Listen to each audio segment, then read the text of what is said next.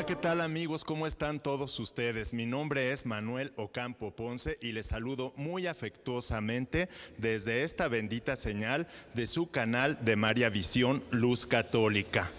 Les mando un saludo muy afectuoso a nuestros amigos de Norte, Centro y Sudamérica, así como a nuestros amigos de España. Este es su programa Concilios y el día de hoy estamos en un lugar inmejorable, que es el Museo de Arte Sacro de la Catedral de Guadalajara, Jalisco, en México. El tema de hoy también inmejorable, porque es sobre el autor de la Divina Revelación. Así que quédese con nosotros. Como siempre, bienvenidos. Comenzamos.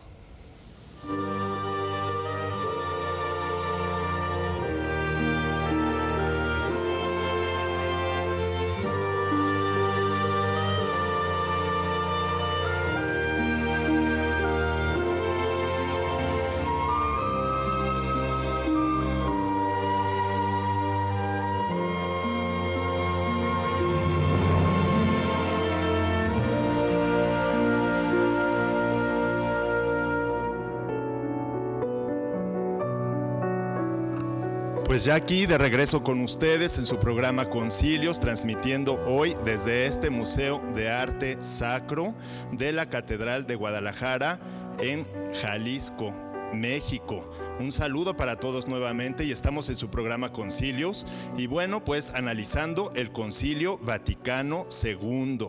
Hemos estado analizándolo muy minuciosamente y hay que recordar que el Concilio Vaticano II se celebró pues el siglo pasado, más o menos en 1959 del siglo pasado fue convocado este concilio y luego bueno pues ya se transcurrió durante los siguientes años hasta el 1961, 62, 63, 64 y después bueno todo el momento posconciliar. Era un momento pues realmente difícil que vivía no nada más la iglesia sino también el mundo y salieron muchos documentos muy importantes de este concilio, de los cuales estamos analizando principalmente ahorita las constituciones dogmáticas. Fueron 4 constituciones dogmáticas y fueron 4 constituciones, 2 de ellas dogmáticas y las otras 2 no son dogmáticas, y estas constituciones dogmáticas fueron principalmente la que vamos a ver hoy, la Dei Verbum, que es sobre la Divina Revelación, aunque también hay que recordar que tenemos la Lumen Gentium, que es una constitución dogmática sobre la Iglesia. Estos 2 documentos son oficiales, tienen obligatoriedad universal para todos los fieles y el día de hoy nos vamos a centrar en la constitución dogmática Dei Verbum y sobre todo en lo que se refiere a la Sagrada Escritura de la Divina Revelación, porque hay que recordar que la Divina Revelación es Sagrada Escritura, Antiguo y Nuevo Testamento y tradición oral, tradición o tradición viva de la Iglesia. Todo esto constituye la Divina Revelación. Y en lo que se refiere a la Sagrada Escritura, bueno, pues hay que ver que hay 2 autores, eso es lo que vamos a ver en este programa, 2 autores que son pues por un lado el agiógrafo, que es el escritor sagrado que se dedica pues a escribir, ¿verdad? Inspirado por el Espíritu Santo, y el otro que es el autor principal, que es el propio Dios, es decir, el Espíritu Santo. Entonces hay que tener muy claro que hay estos 2 autores, de alguna manera es Dios y el hombre, y esto tiene que ver con la maravillosa condescendencia que manifiesta Dios y toda esta delicadeza que nos presenta hacia la naturaleza humana, ¿sí? Un reconocimiento muy grande que hace Dios de la naturaleza humana y que por lo mismo, bueno, pues Dios nos ayuda muchísimo, pues poniéndose a nuestro nivel para poderse revelar, es decir, para manifestarse a sí mismo y sobre todo su plan de salvación para todos nosotros. De aquí que, bueno, sea tan importante que nosotros comprendamos, ¿verdad?, que para entender la Sagrada Escritura no es tan fácil, no es un libro que nada más lo podamos interpretar así como así, lo abro en una página y a ver qué me dice, como a veces lo hacemos algunas personas, ¿no? No es que esté mal que queramos ver qué nos dice Dios, pero la interpretación de la Sagrada Escritura en la Iglesia Católica corresponde principalmente al magisterio de la Iglesia Católica. El magisterio de la Iglesia es la única autoridad que que es capaz de interpretar adecuadamente la Sagrada Escritura. Sin embargo, tenemos el labor de los teólogos, principalmente de los exégetas, que se encargan de hacer todo este trabajo tan fuerte de investigación para poder comprender con ciertos criterios qué fue lo que quiso decir Dios a través de estos escritores sagrados que son los agiógrafos, así es como se llaman. Entonces tenemos dos palabras aquí, una que son agiógrafos o escritores sagrados y la otra exégetas, que son los que se encargan de investigar o indagar en las Sagradas Escrituras qué es lo que Dios nos quiso manifestar en su plan de salvación y sobre sí mismo. Entonces, para esto hay que tomar, el exégeta tiene que tomar elementos y al final, ¿quién es el que tiene la última palabra?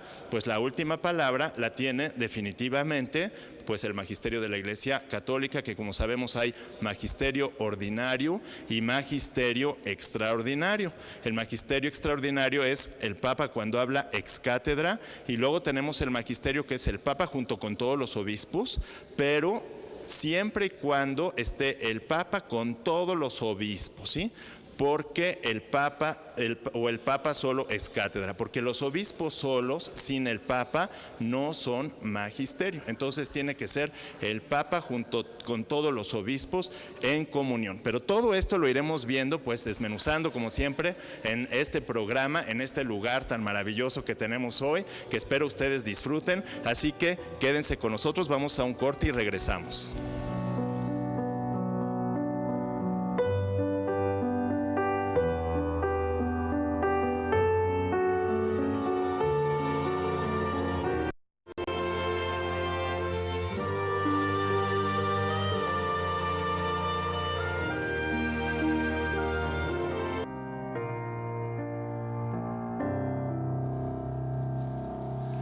Estamos aquí en su canal de María Visión Luz Católica, transmitiendo su programa Concilios en este lugar maravilloso que es el Museo de Arte Sacro de la Catedral de Guadalajara, Jalisco, en México. Y justo estamos analizando una parte de la Constitución dogmática del Concilio Vaticano II, que es la Constitución Dei Verbum, en la que vemos que quién es el autor de la divina revelación, sobre todo de la Sagrada Escritura, del Antiguo Testamento y del Nuevo Testamento. Bueno, tenemos dos autores, que es el agiógrafo o escritor sagrado, que inspirado por el Espíritu Santo escribe. Esto lo hace gracias a una gracia gratis dada o gracia gratis date, que son los carismas, los que conocemos como los carismas, y estos carismas se los da Dios a las personas, pero no tanto para que se santifiquen el agiógrafo o el escritor sagrado o quien recibe una gracia gratis dada para desempeñar alguna misión en la iglesia, sino más bien en función o en orden de la salvación de los demás, es decir, de todo el pueblo, del pueblo de Dios, de la transmisión de su mensaje. Y entonces esto es lo que justo Dios hace con el agiógrafo para inspirarle y que pueda escribir en lenguaje humano este mensaje de salvación. Esto implica una gran condescendencia por parte de Dios para poderse someter de alguna manera a las limitaciones de los escritores sagrados. Pero estos escritores, se van extendiendo desde el Antiguo Testamento y luego en el Nuevo Testamento. El Antiguo Testamento, ya tiene como que oculto en sí mismo el Nuevo Testamento, a la vez que el Nuevo Testamento incluye en sí mismo también el Antiguo Testamento. Por eso debemos cuidar mucho, y sobre todo los exégetas, que son los que hacen la interpretación de las Sagradas Escrituras, tienen que cuidar unos elementos que son fundamentales, ¿sí? Uno es el tiempo, la época en donde se escribieron estos libros sagrados. Otro aspecto fundamental que también tienen que cuidar los exégetas que hacen la interpretación es el momento histórico. Luego también los géneros literarios. Mucho se ha hablado de los géneros literarios.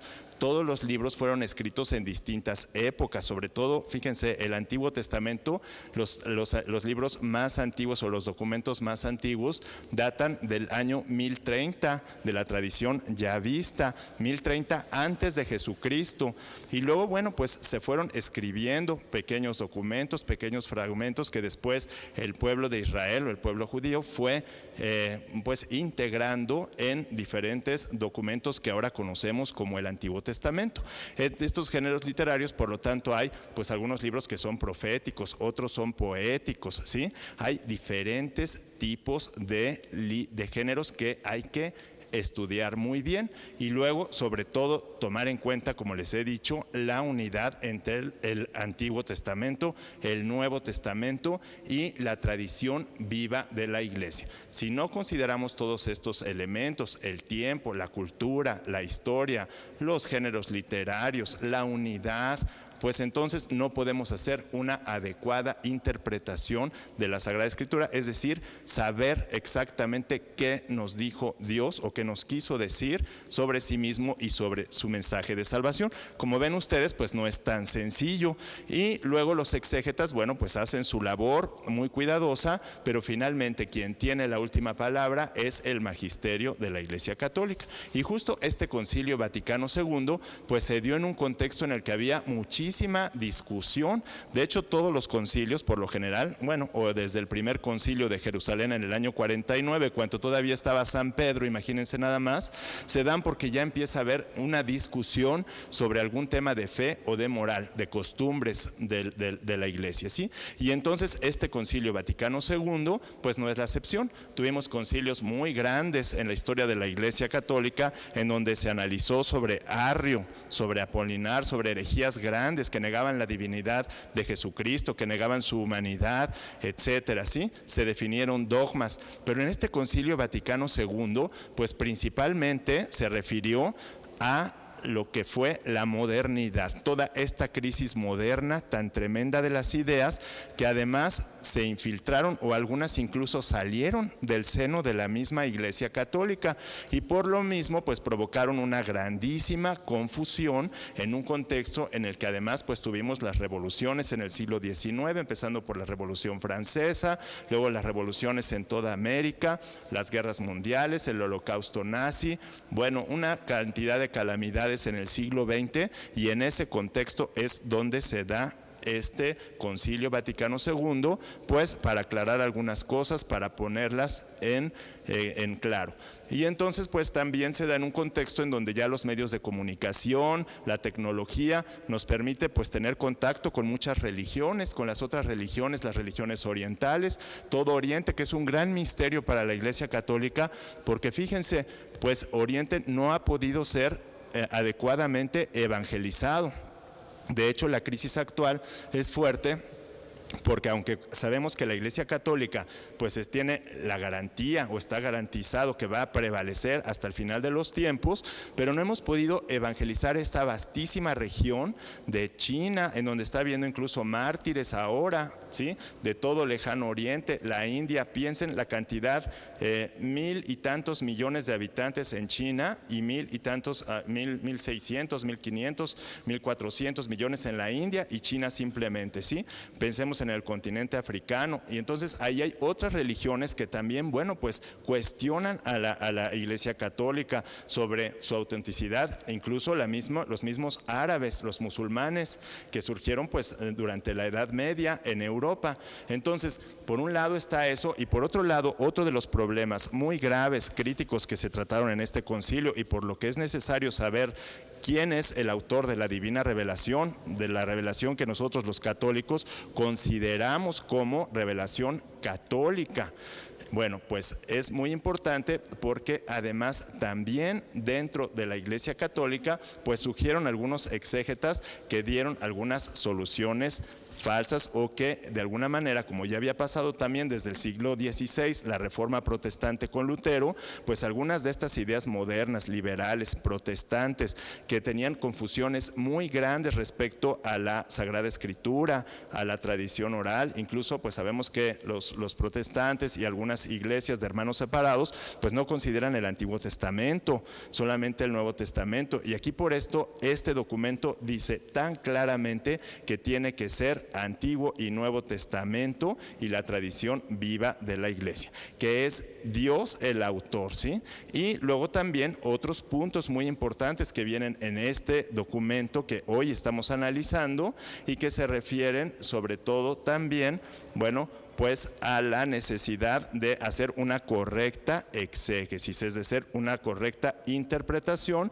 y que sí, bueno, sí aportan bastante estos teólogos, pero que al final se tienen que someter al criterio del magisterio y que muchas veces no se someten. Y ese es el problema que también tenemos, que muchos hermanos, incluso en las escuelas de pastoral, en las parroquias, en los seminarios, en las universidades católicas, se han difundido estas ideas como verdaderas, y de ahí que, bueno, pues el Papa, el entonces Papa Benedicto XVI, pues convocara al año de la fe, al estudio, a la profundización en estos documentos tan importantes de la Iglesia Católica, que son los del Concilio Vaticano II y el Catecismo de la Iglesia Católica, que también fue un resultado, porque además de los documentos conciliares, pues también tenemos los documentos postconciliares, es decir, muchas cartas encíclicas, exhortaciones, cartas pastorales, etcétera,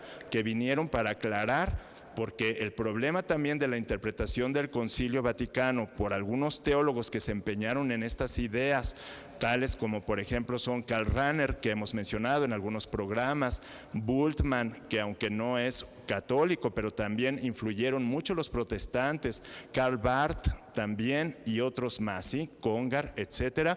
Bueno, pues son autores famosísimos del siglo XX y que transmitieron algunos errores en este respecto en la Iglesia Católica, y que estos errores continúan difundiéndose en todas partes. Por eso es muy importante, hermanos, que nosotros como católicos pues nos preparemos y profundicemos, realmente obedezcamos al Papa, ahora emérito, Benedicto XVI, en esta exhortación de profundizar en los documentos del Concilio Vaticano II y en el Catecismo de la Iglesia Católica, para que no nos dejemos engañar por estas ideas que van y vienen y que a veces, bueno, pues tienen errores que aquí mismo vamos a ver en este programa, algunos muy importantes. Uno de ellos, por ejemplo, de confundir la revelación con la salvación. O sea, como Dios se revela, luego ya estamos salvados.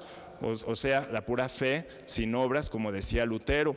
Esto lo dijo Karl Rahner y sabemos que está mal, ¿no?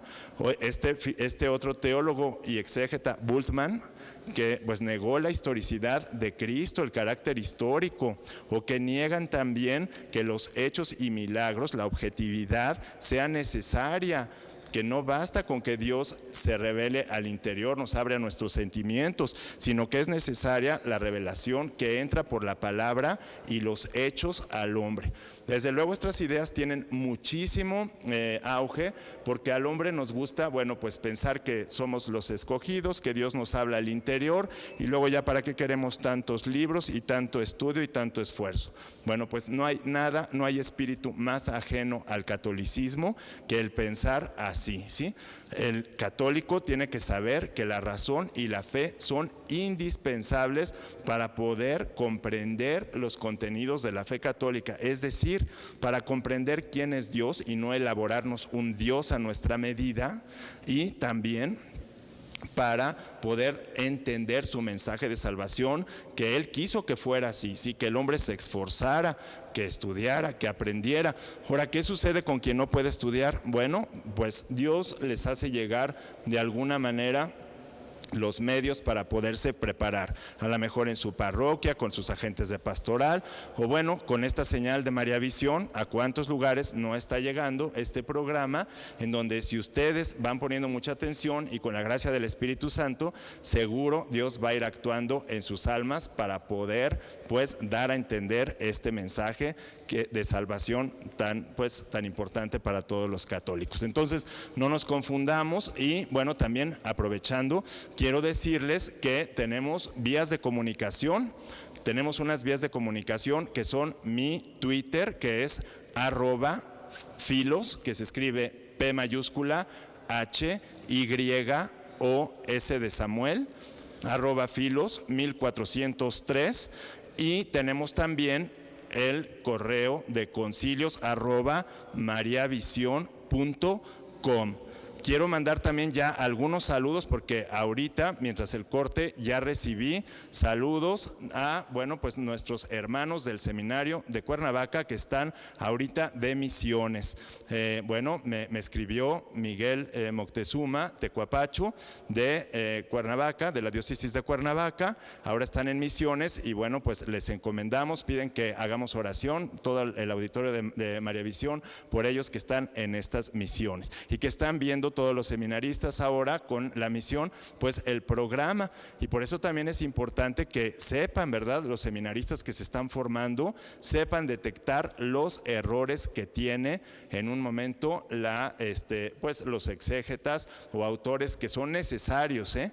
La Iglesia no se cierra a que haya investigación, porque la investigación es necesaria, pero cuando no se hace la exégesis tomando los elementos que la Iglesia Católica pide, que son pues estos de los géneros literarios, de ver el contexto y la cultura, la unidad del Antiguo y Nuevo Testamento y sobre todo la tradición, porque si un exégeta, como por ejemplo estos que hemos mencionado, se va desviando ya de lo que es la tradición, va diciendo lo que dijo Lutero, que fue excomulgado, en lugar de lo que ha sostenido la tradición católica, va sosteniendo el error de que la pura fe salva, de que basta con la gracia interior, la luz interior de la gracia que nos ilumina para poder nosotros salvarnos, pues ya estamos fuera de la fe, ¿sí? O si negamos la historicidad de Cristo o de los evangelios, su carácter histórico, pues eso también es gravísimo. Entonces nos encantan, y sobre todo a veces a los profesores en los seminarios, en las parroquias,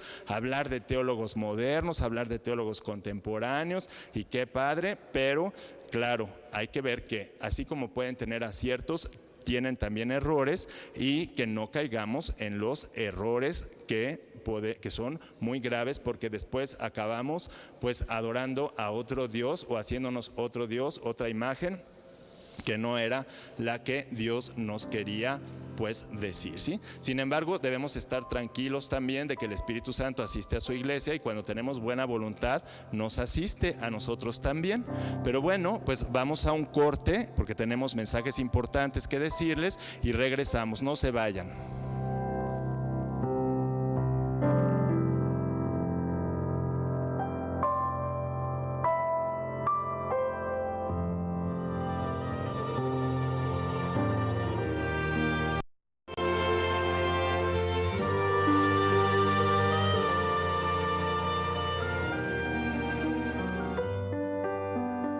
En su programa Concilios, aquí en María Visión, esta señal, esta maravillosa señal, bendita señal de María Visión, luz católica, transmitiendo desde este hermosísimo lugar que es el Museo de Arte Sacro de la Catedral de Guadalajara en Jalisco, y estamos en su programa Concilios viendo la Constitución Dogmática Dei Verbum, que ya vamos terminando porque ya han sido muchos programas de la Constitución Dogmática Dei Verbum sobre la Divina Revelación, y entonces ya estamos llegando a la conclusión.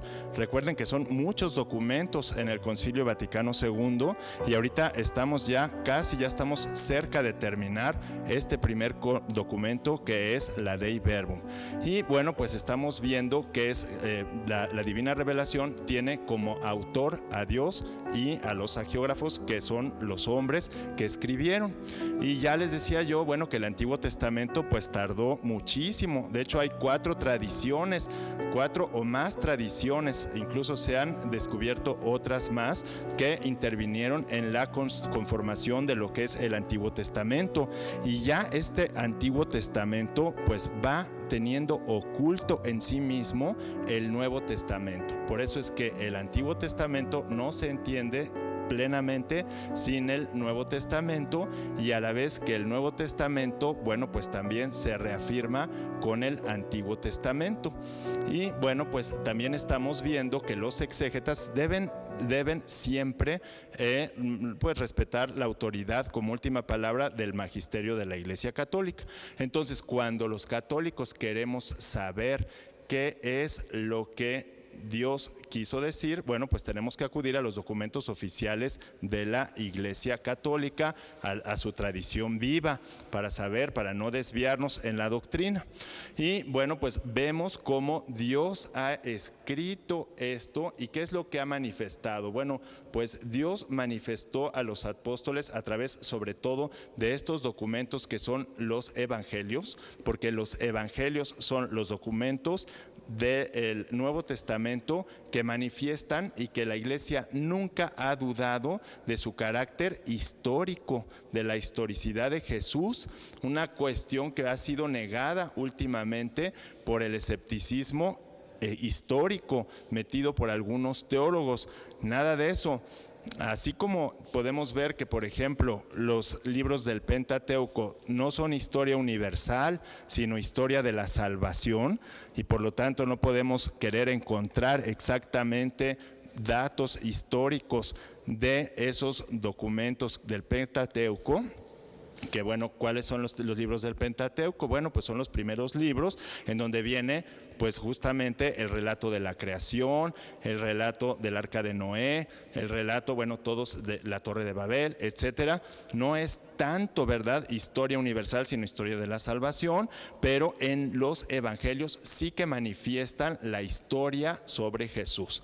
Y aquí tenemos para confirmar perfectamente que Dios se encarnó en Jesucristo y que estos documentos presentan lo principal, sobre todo estos 4 evangelios, lo que hizo Jesús, lo que dijo y los milagros que hizo.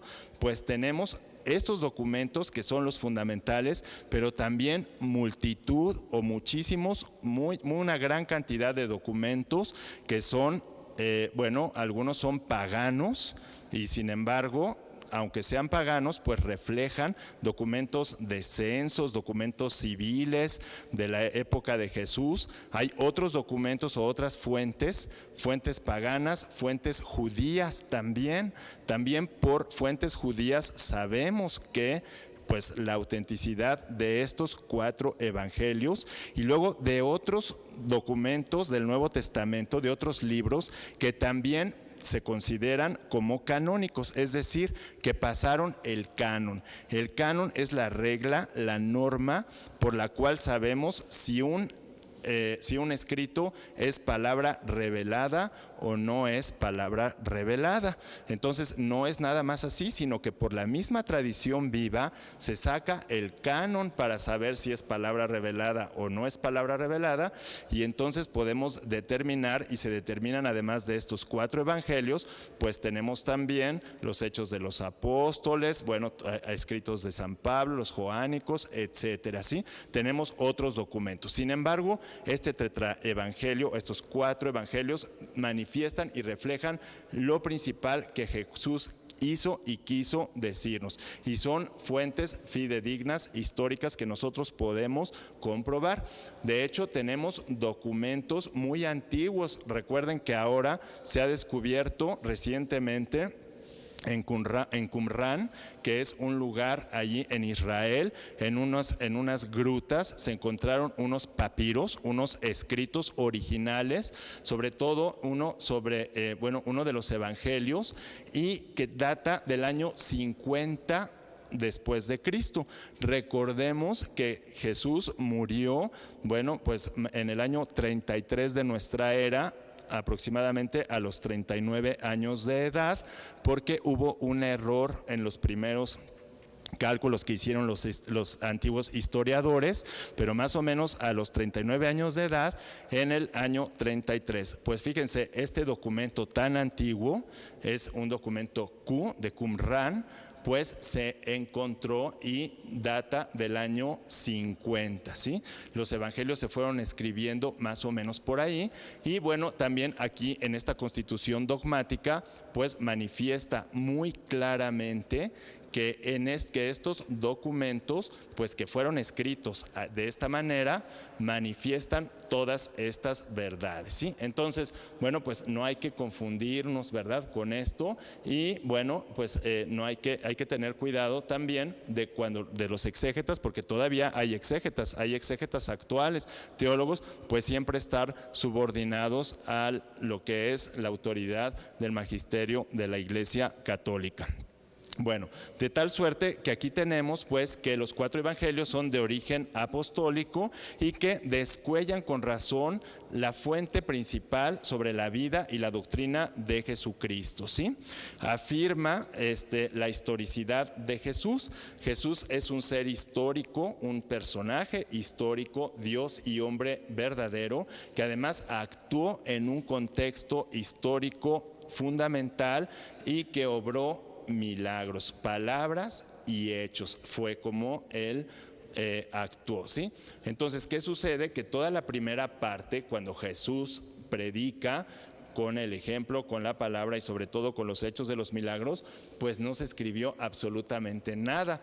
Pero después los apóstoles y otros varones apostólicos también, apóstoles, pues fueron escribiendo lo que habían visto de Jesús, y así se conforman estos documentos del Nuevo Testamento. Es interesantísimo porque se formaron como una especie como de escuelas o de grupos, ¿sí?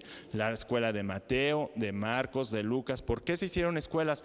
Porque ellos iban predicando, pero en la medida que veían que no regresaba Jesucristo, porque en un principio pensaron que la parucía iba a ser prácticamente inmediata, y vieron que pasaba el tiempo, y entonces el Espíritu Santo les fue inspirando en su interior que tenían que plasmar esto en escritos, ¿sí? Y así es como estas escuelas empiezan a escribir y se empieza a formular el canon también para determinar. Pero además tenemos muchísimos documentos apócrifos. ¿Qué quiere decir apócrifos? Que no pasaron el canon y que algunos, bueno, pues a lo mejor exaltan demasiado a Jesús, en otros lo denigran un poco, pero finalmente estos documentos nos sirven para apoyar como documentos históricos la existencia de Jesús.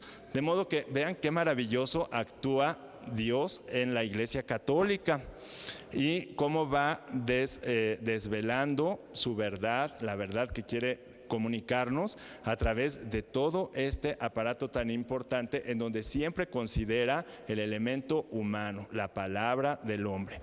Bueno, después vienen las traducciones, que también vienen en esta parte del documento Dei Verbum, las traducciones que se van haciendo, porque imagínense ustedes, de los primeros textos en las lenguas originales, después el koiné, el griego, después se tuvo que hacer una traducción de los 70 intérpretes, luego al latín, y luego, bueno, pues ahora podemos encontrar Sagradas Escrituras en todas las lenguas, pero imagínense lo difícil que es traducir estos textos que implican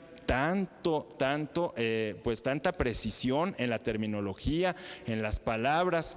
Entonces, bueno, pues todo esto es pues fundamental, y se ha permitido en la Iglesia a partir del Concilio Vaticano II que se traduzcan las Biblias, pero estas Biblias tienen que estar debidamente autorizadas por el magisterio de la Iglesia Católica, por las instancias, las autoridades eclesiásticas correspondientes, de modo que no cualquier Biblia puede servir, aun cuando, fíjense, el concilio dice algo muy, muy importante que no hay que malentender.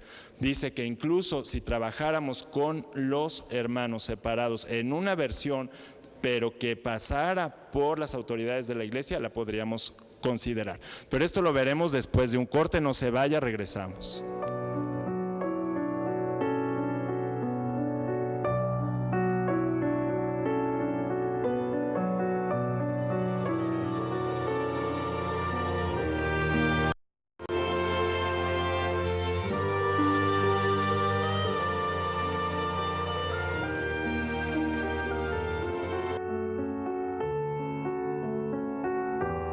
Ya estamos aquí en su programa Concilios, en su programa, en este canal de María Visión, en este lugar tan maravilloso que es el Museo de Arte Sacro, en la Catedral de Guadalajara, Jalisco, recibiendo sus mensajes, ¿sí?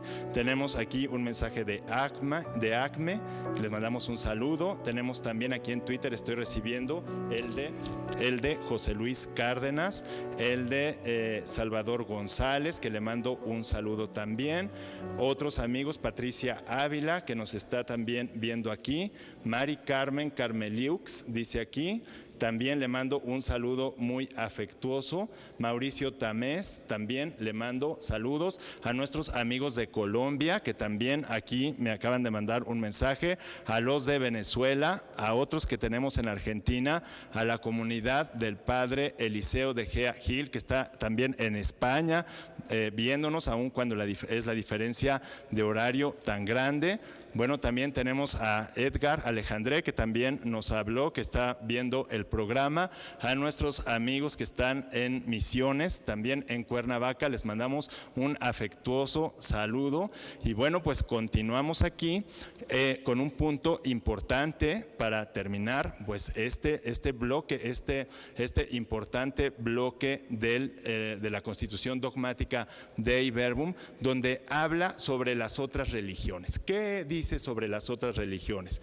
Definitivamente los Vedas, todos estos documentos, ¿verdad?, no son palabra revelada. De ninguna manera, ni el Corán, ni ninguna de los otros documentos de otras religiones pueden considerarse ni siquiera parcialmente como palabra revelada, porque estos fueron hechos por los hombres, ¿sí? No fueron hechos por Dios, y por lo tanto existe una diferencia muy grande, ¿sí? Son por iniciativa del hombre, no son por iniciativa de Dios, y entonces no son tampoco vías extraordinarias de salvación. No es así.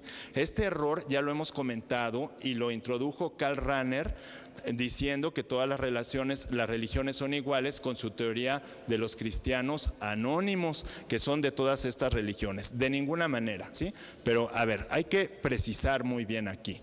Una cosa es que ninguna revelación, absolutamente ninguna otra traducción del Nuevo Testamento, del Antiguo Testamento, o otros documentos como el Corán, los Vedas, etcétera, ninguno puede considerarse ni siquiera parcialmente como revelación, ni tampoco como medio extraordinario para salvarse.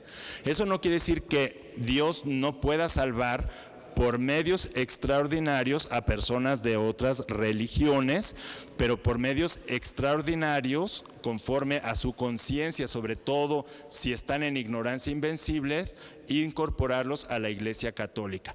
Pero hay que tener muy claro, y eso lo deja clarísimo el Concilio Vaticano II, que la única depositaria es la Iglesia Católica y que todo lo demás no es, ¿sí? Y esto tiene mucho fundamento en todos estos cánones, que además veremos en otros programas también. Todos estos cánones que, bueno, precisan de una manera muy, muy clara, pues lo que sí es y lo que no es palabra revelada. Entonces no es tan sencillo, hay que considerar muchísimos elementos, y esto sí lo deja muy claro el Concilio Vaticano II, lo cual no quiere decir que no se puedan salvar estas personas, pero no son revelación, no son inspiración de Dios, ni siquiera parcialmente. Es muy importante que nosotros lo comprendamos, y que comprendamos que estos errores fueron introducidos por Karl Rahner, al que hay que decirle, bueno, pues lo que hemos dicho, que no basta con la luz interior de la gracia, porque Dios se revela objetivamente con palabras. Él se encarna, la palabra se hace carne, fe, nos llega la palabra y con hechos, que son los milagros. Y también no podemos decir por lo mismo que todas las religiones sean iguales o valgan lo mismo, ni que la revelación se identifique con la salvación. No, la fe sin obras no salva. Bueno, pues miren, el tiempo se ha ido volando, pero bueno, creo que hemos aprendido algunas cosas, o los que ya las sabían, pues recordado algunas cosas importantes que este documento nos dice. Y bueno, pues es así como llegamos al final de este programa. Les mandamos un saludo muy afectuoso desde esta bendita señal de María Visión Luz Católica, transmitiendo desde el Museo de Arte Sacro. Gracias y hasta la próxima.